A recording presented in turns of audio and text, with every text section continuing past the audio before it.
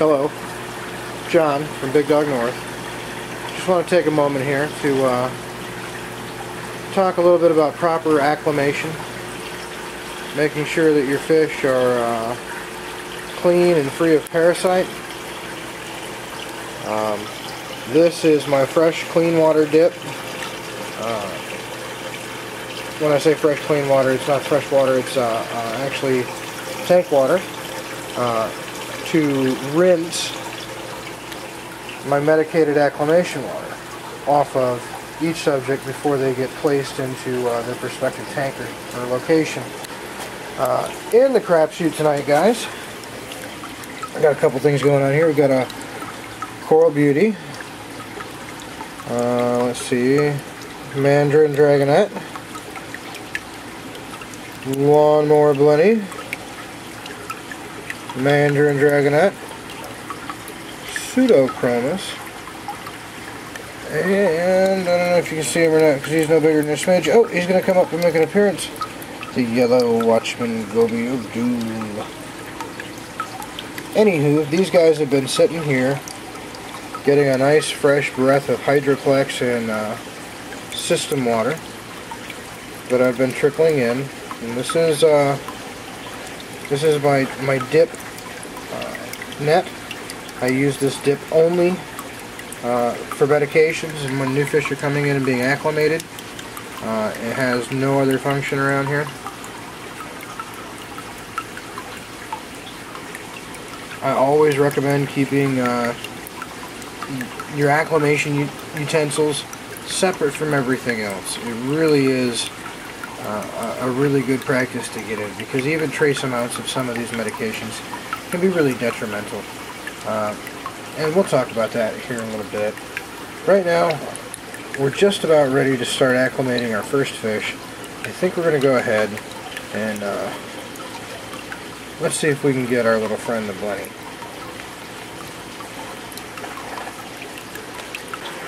Okay, welcome back. We've got our Blenny now. And as you can see, I'm giving him a moment to swim around in this container of tank water. Just to give him a few seconds to really clear his gills, shake off any excess slime on him, and really just give him one more chance to really get good and thoroughly clean, or as clean as I can get him before I introduce him into my system. I go to my wholesaler right when the fish come in, and before they're even unbagged, I select my fish. I do this so that my fish don't have to be double acclimated. I really hate the idea of going in and buying a fish that just went from wholesaler to retailer to my home all in the same week. This little guy is just about ready to go, so I'm going to take him and go ahead and release him. He's actually going into the 65 below him, so he's in for a treat. An excellent addition to any tank. I recommend, if you're going to have a reef, somebody in the Blenny family that is a grazer is your best choice. They can clear so much algae and they're fun to watch. They can be a little brutish over their rock piles, but all in all, great community fish. And I think this little dude's going to be just fine. Alright, next customers on our list are going to be the Dragonettes. I want to put these guys up in the zoo tank and just kind of keep things spruced up. They do a really good job of picking in between everything, getting all the little critters and bugs. So let's go ahead and get those guys loaded up in the cube, and we'll take a look and discuss Dragonettes a little bit. Well, I'll be honest, I got pretty mixed emotions about these guys. They've been given a pretty stout medicated dip, but all in all, let me see if I can get this to focus here, not entirely thrilled the general shape and condition of these Dragonettes. But that's pretty typical, I guess, in the trades. It's very difficult to get one that's been eating. Now the good news is I have a lot of microfauna, so if these guys survive the night, there's a really good chance they'll do quite well. Now they do have pretty excessive slime coats by nature's design, so when they tuck in their rock tonight, they'll make their little bubble and hopefully shed whatever remaining parasites they have. And this one seems to be pretty spunky. I'm going to give him a pretty good fighting chance. Well, I guess it could be a her. I don't know. Nobody's shown their fin yet. This one, though, of course we have to give it a chance. I mean, nobody's out till they're out. I've had fish come back from some pretty tremendous places. Alright, let's get these guys settled in and we'll be on to our next fish. Next up, Coral Beauty. Pretty good looking one here. Got a nice nice coloration.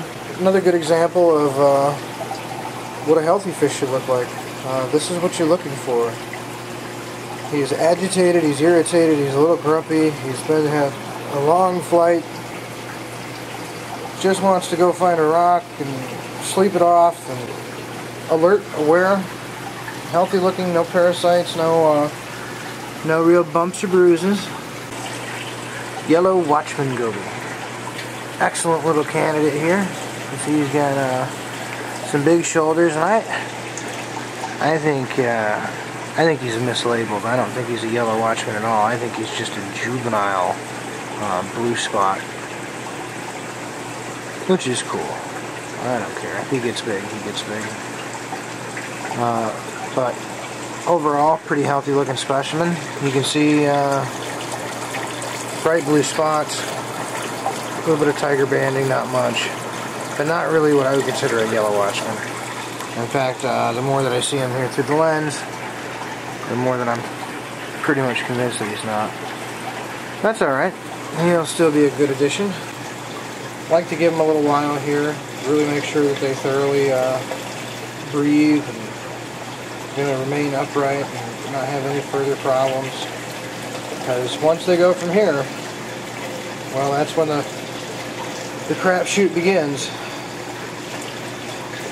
Anywho, let me get this guy in the tanks and we'll move on to our next customer. So, I had this whole spiel worked out that I was going to talk about the pseudochromis and probably rant and ramble. But, wow, what a pretty fish. The only problem? I think it's got a swim bladder problem. Unless it's just trying to swim down. Yeah, he might just be trying to dart through the bottom. What a great looking fish. Really bright blue ring around the eye.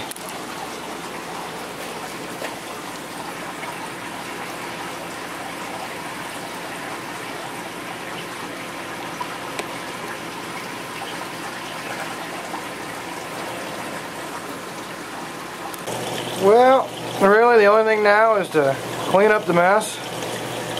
I'm already topping off the water. The mess can wait till the morning. Well guys, it's been a late night edition of Big Dog Reefs. Take it easy.